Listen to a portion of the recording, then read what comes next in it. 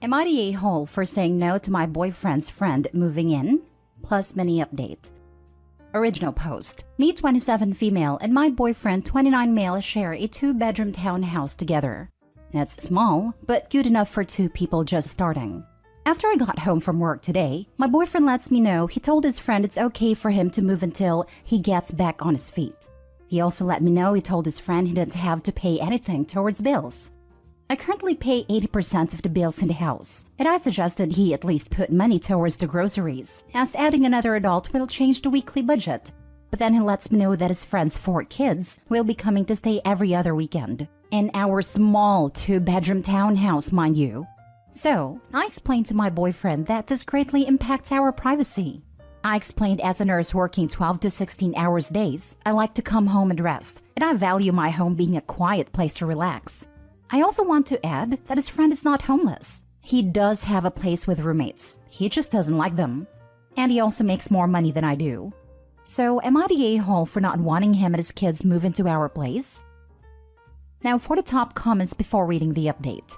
Not the a-hole. Your boyfriend wants to have his friend stay but contribute nothing, despite having the means to do so. And he also wants the friend's children to stay 2 weeks a month? 4 of them? In a 2-bed house with both rooms occupied? How long before you get thrown out of your room for them? Or left to babysit them, feed them? This situation is gonna end in tears and serious fighting. You need to sit your boyfriend down and have a serious discussion about this. He tried to justify it as he would be saving to move into a new place, to leave faster. I told him no when he asked, and he said I was being selfish. I feel like I'm putting up my boundaries and wanting my personal space respected. Someone moving into your home is a 2 yeses, 1 no situation. Either both people are on board or it does not happen. Anyone who does not want someone to move in has full veto power. If your partner wants to be able to invite people to stay without consulting anyone, he should get his own place and wish to do that. My no would be non-negotiable, and I wouldn't even spend time entertaining arguments about it. The discussion would actually center around, what made you think you could actually tell this person they could move into our home without consulting me first? For me, this would honestly be a crossroad in a relationship. I would be seriously reconsidering whether I can be in a relationship where the other person doesn't respect me enough to consider or consult me in major life decisions that affect me.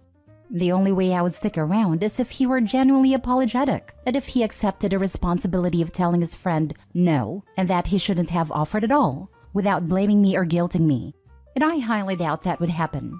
Also, why are you paying 80% of the bills? Sounds to me like he doesn't appreciate his own practically free ride and is offering it to others on a whim. I'd shut that down. Not a-hole. This is absurd. Each detail you've given makes it even more ridiculous. Your boyfriend and his friend need to get a place together. Well, that was my exact thoughts. If my input doesn't matter in the home, then I'll find a new home where my input is the only one. He just made me feel horrible for saying no and being mad about it, so I had to make sure I didn't seem like an a-hole for saying no. The fact that he had the audacity to be mad about it shouldn't be making you question yourself. It should be confirmation that he doesn't respect you. You should be angry at him for offering without even consulting you. Yeah, Reddit always say don't say this, but I'd end it. Not the a-hole and confused as to why you would think you're the a-hole. Obviously, it's nice to help out your friend who's going through a rough patch, but if you're paying 80% of the bills, then it's basically your house. The fact that your boyfriend didn't even think to ask you before telling his friend that he could move in and have his 4 kids stay every weekend is insane. And his friend isn't even going through a rough patch. He could get a motel or something if things are that unbearable at home, or at least offer to pay half your rent, since he'd be taking up half the house. Also, if your boyfriend's friend thinks that 1 bedroom in a 2-bedroom townhouse is a suitable place to house his 4 children on a regular basis, then he probably shouldn't have any custody of them. Are they going to sleep on the floor? That's so unfair on those kids. Your boyfriend is an a-hole, and possibly gaslighting you if you honestly think you might be an a-hole for not agreeing to this, to be honest. And your boyfriend's friend is an a-hole too, for even considering asking his 4 children to sleep in some random person's small house on the floor on a regular basis. Well, at first I didn't think I was the a-hole, and then after being told how horrible it was, I wasn't willing to be more flexible, and sounding rude for not wanting to give up being able to relax after work, I felt bad and kinda selfish. Now for the update. I've read all your comments. I know I'm a horrible people pleaser, and my love language is to take care of people, and oftentimes it's taken advantage of. I currently live 5.5 hours away from my family. I didn't want them to worry by telling them what was going on. But I decided last night to call my sister and mom. I decided it's a blessing he found someone to move in, because now he has someone to help him pay bills, as mom said, so I can move out and not feel guilty he could end up homeless. I found a friend to stay with for my 2 weeks I'm going to put in at work. Then I'm going to be moving home. My parents are more than happy for me to come back for the time being. At one point, it was hard to leave because everything was in my name. Hydro, water, internet, and everything had to be paid off before I was able to take my name off of these. Believe me, I've tried to leave more than once. But being 5.5 hours from your friends and family makes it hard to ask for help because you don't want them to worry. My mom and dad are going to help me get everything taken out of my name. I know I'm an adult, but the only other place I rented was all included. So I have no idea how to get my name off of things, but no time like the present to learn. Next story. Am I the a-hole for telling my boyfriend he is financially cut off from me and I will provide zero help if he buys a pug puppy? So this situation involves me, 28 female, and boyfriend, 27 male. We have been together for about 2 years and some change. We live together and split all the main bills, but the rest of our paychecks we keep separate and spend how we wish. Typically, this works fine, but despite him earning the same, sometimes more than me, he is not great at budgeting. He gets takeout almost every day, buys coffee out every single day, sends his god-awful abuse of mom money whenever she asks, etc., and I've had to help him out with money multiple times. But the real issue started when he brought up wanting to buy a pug puppy. Now, I work in veterinary medicine as the lead vet technician at my clinic and frequently see firsthand the suffering these dogs go through due to bad breeding and even just their breed standard anatomy. Plus, they are prone to so many chronic expensive health issues, and I've found over the years that no matter what the other person says, if you work in my field and they get a pet, a lot of the harder care aspects like medical will fall on you. And honestly, I find buying a pug at all to be unethical and something I'm not okay with. I certainly wouldn't be willing to bring them into my clinic and shoulder the responsibility, which I know would happen. I love my boyfriend, but this is a guy who thought neutering a dog involved removing their junk, and even says he knows nothing about animals until I met you. Who is going to have to manage the situation when his dog has chronic allergic dermatitis/otitis or IVDD, or one of the other million issues they typically end up having? Me. I already know it. I explained all this to him and he got quite upset with me for completely shutting down what he wants. I told him a small mad dog isn't out of the question. Just not a pug, or rather brachycephalic dog, and not a puppy. They are far too much of a time and effort commitment than either of us can provide, and wouldn't be good for anyone. I don't like to admit that I pulled the "this is literally my career field and I know what I'm talking about" when he kept repeating, "well, you don't know that," because yes, I kinda do. I am also not proud of this, but I told him if he did get the pug puppy, I would never help him out again with money, and I would give him zero help with a puppy, including bringing them into my clinic as an employee-affiliated pet for at-cost care, cheaper but by no means free, nor medication. He was pretty shocked when I said this and left our apartment to go cool off. And I guess he told our mutual friend because they told me via text that I was being a witch about the whole thing and must hate animals. All my coworkers agree with me, but I know they're obviously biased. Am I the a-hole? Edit to add, this mutual friend was his best friend before we started dating, and they became my friend too, or at least I thought they were. While what they said is horrible and not okay, I have a hard time believing my boyfriend actually called me that to him. Even when we argue, which is not often but happens, he has never used any language like that, or anything even remotely disrespectful, and I would not tolerate that. He is immature at times, but never like that. My clinic is actually part of his shelter. I talked at length with him about how we could foster one of the dogs from work who was compatible with us and our lifestyle. Size, energy, age, cat-friendly, etc. before adopting, and he was not happy with this. He also was not interested in mixes with pug who didn't have the extremely short face due to not looking like a pug anymore. That's when I got a little more forceful with my ultimatum. If we got a dog together, then I would be happy to take on the lion's share of things, like medical care, because this is a pet we got together and just makes sense. I got my cat before dating him, so my cat, and I've never asked him to shoulder any aspect of her care, other than feeding her if I was going to be home late from work or something similar. Have never had an issue like this before, so that's one reason I'm a bit lost on if I was really in the wrong or not. I appreciate all the comments a lot. I'll be in the comments, but I think this addressed the most common inquiries. Not a-hole. If you won't consider your professional opinion, backed up by even casual research, then perhaps drawing this boundary will make him realize this is not a capricious decision on your part. If he won't consider your professional opinion, then he doesn't respect you and what you do for a living. And he is playing the card of, I want what I want despite what I want being a really bad decision, so you need to get on board and make it work for me and support me. Foot stomp. Yeah, you found yourself a reasonable and thoughtful partner. I'm just flabbergasted that Opie told him this breed of dog tends to suffer and become ill, and he's still insisting on getting one because he thinks they're cute. I'll be questioning the heck out of my relationship with someone who insists it's okay to contribute to the suffering of a living creature just because he wants to. Not the a-hole. First of all, I 100% agree with everything you wrote about pugs.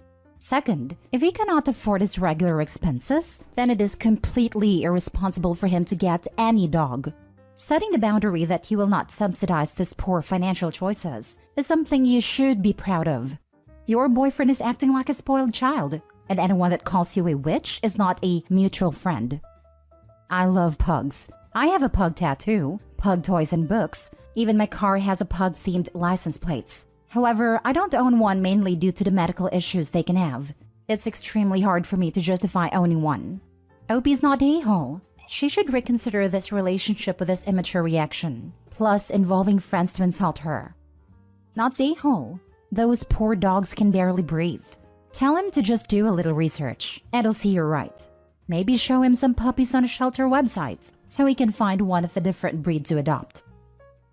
Last story. Am I the a-hole for asking my husband to file a police report against my deceased father-in-law? My husband, male 30, and I, female 27, are preparing to buy our first home. We both work full-time, making above minimum wage, but not enough that either of us can get a home with our single income.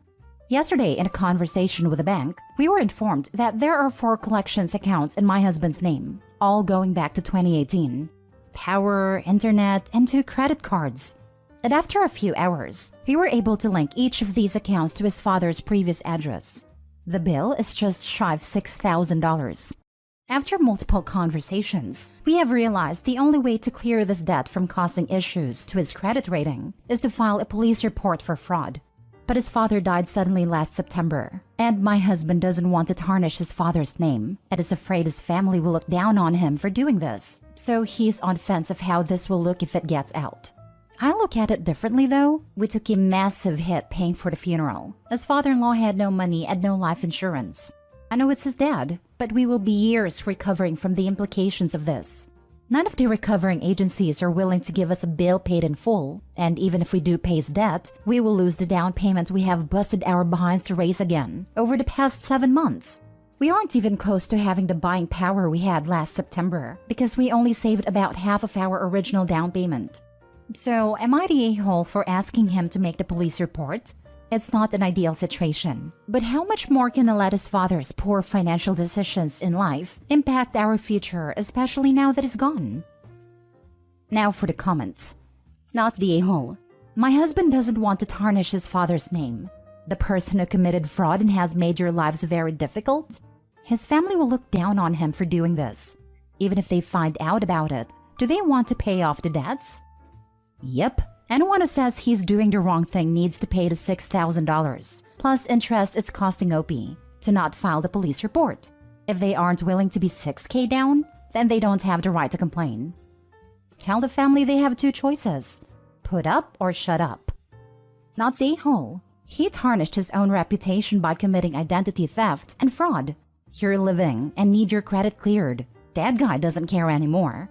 Don't bother telling the family. They likely will never even know about it unless you tell them. Not to mention the dad had absolutely no issue tarnishing the son's reputation and ruining his future when he executed the fraud. The father knew exactly what the outcome would be for his son when he did this. And it's unlikely this was the father's first grift. Opening up multiple utilities for multiple years isn't like one bad choice was made. He's probably done it to other people too. Edit. As some of you might have gathered, yes, my husband has heritage reasons for trying to honor his father even in death. And he is also a junior. He is an only child and was raised only by his mother. His father did not sign his birth certificate, but was a large part of his life. His father's estate has gone to probate court to be settled. Because of his accent and his dislike for confrontation, my husband actually had me speak to everyone yesterday. Collection agencies did not have our address or his phone number, which is why we have not even hounded. Everyone I spoke to has told me they have no success in reaching him since they acquired the debt. So no, he wasn't hiding something. He didn't know. We have had complications with the credit bureau for the last 3 years, trying to access my husband's credit report.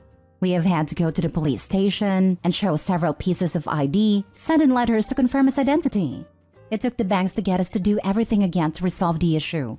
Originally, we thought it was because there was no activity on his credit report. Now we know that at least one account used his father's social security number with my husband's date of birth and created issues.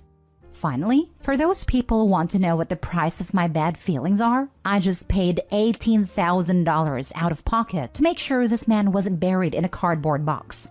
I loved my father-in-law, and had he told us about his financial struggles, we would have helped him. This isn't even about the money. Yesterday, I asked every agency if they would just put paid in full next to the bill, and I would pay it off, and I'll save the money again. But they wouldn't take the collections office credit score. It's not 6 months worth savings that I'm concerned about. It's the 3 to 5 years that record can stick to his account, which will stop us from purchasing any time in the near future. Finally, my husband needed a minute, but he called me today at lunch and said he has to do what is right for our future. He is going forward with a fraud report